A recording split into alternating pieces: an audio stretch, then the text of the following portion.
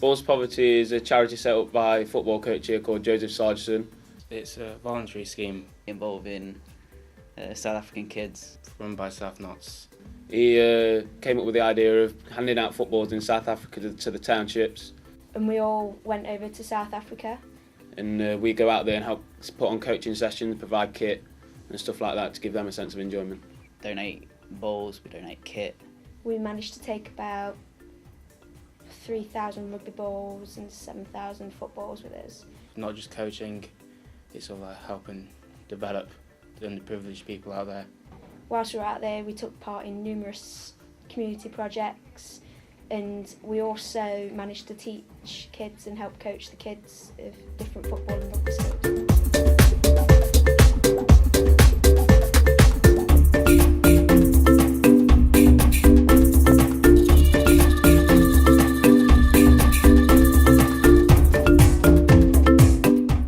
Went from London Heathrow and we ended up flying to Johannesburg, and then we had a connecting flight from Joburg to East London. It was about an 11-hour flight, 12-hour flight that we had.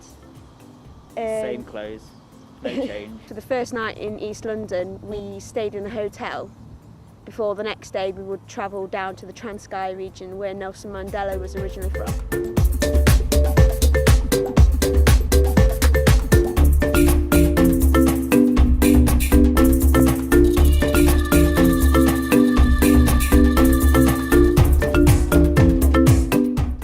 Most memorable moment is Possibly when we was in this village. Just arrived and there was probably thousands of kids there. It was for the mentally disabled kids. We were setting up a football pitch in the Transkei. when out of nowhere so many kids turned up with thousands of footballs waiting for us. We just got given a bunch of 20 kids and Their natural ability as well. you can't understand them. Just carry these big goalposts down about 2 kilometres. Some of them are wearing just one sock. You know, we coach rugby, but we found that most of them wanted to play football. And it was just when we entered a small village and then hundreds of kids just came running out. Then as soon as you start coaching, it's unbelievable. Quite astonishing, really. Just seeing that little child and what they have to go through each day. It was just amazing.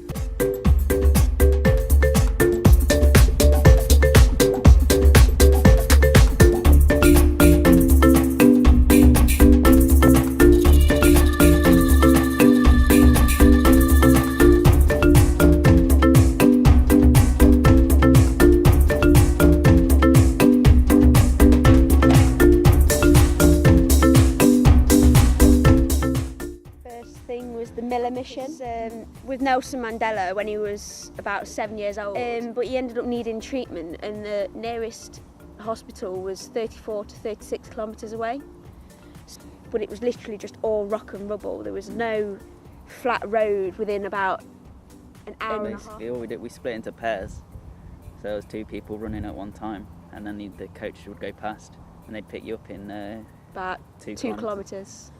So we split into stages, and I think I did about 9-10 kilometres by the end of it. And we did that with the Donald Woods Foundation. And then there were random families there as well that came from East London and other places in South Africa. So they just turned up and did it as well. And they actually ran the whole thing. And the first kilometre and the last kilometre, everybody runs together.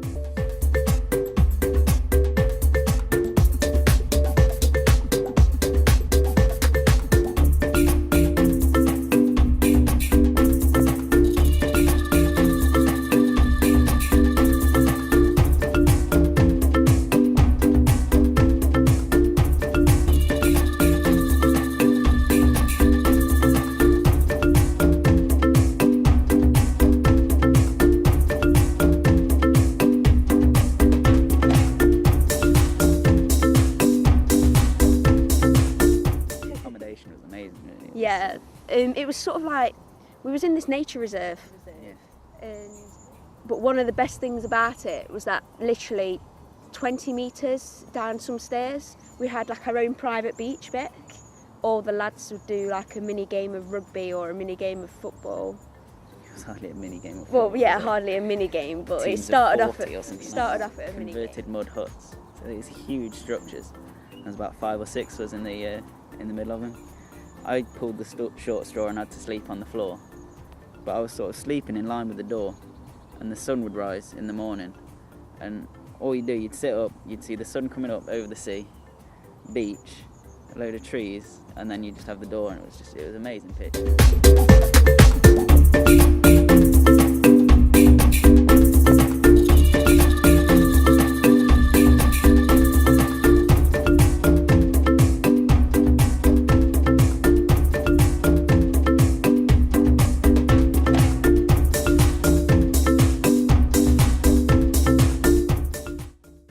It was about an hour's flight over towards Cape Town.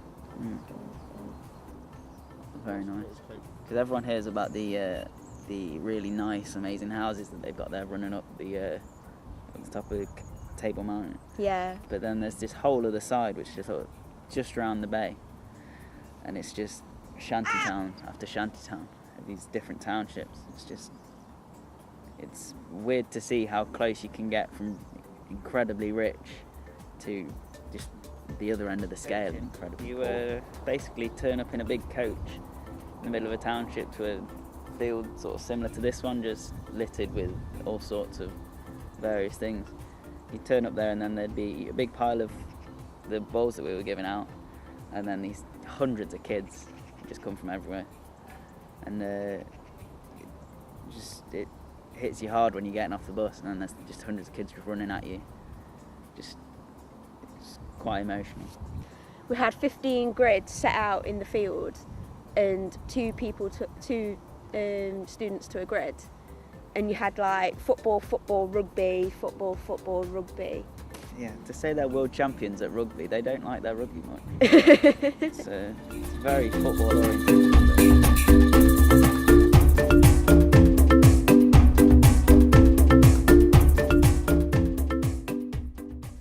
Got my level 1 in coaching for rugby, and that sort of urged me to do more coaching here.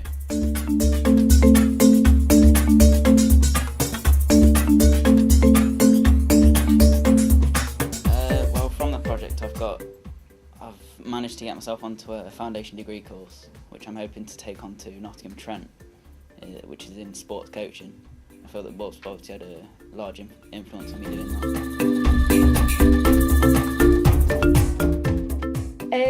It's managed to change the way I see things, managed to change the way I feel about people, the way I used to take things for granted, just little things like food, water.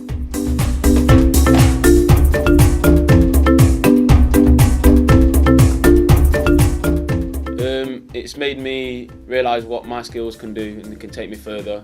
For example, I was just always loved football and always wanted to play. Never realised that I could take that further by coaching somebody and making their life better, and then something that I know already and can pass on the knowledge.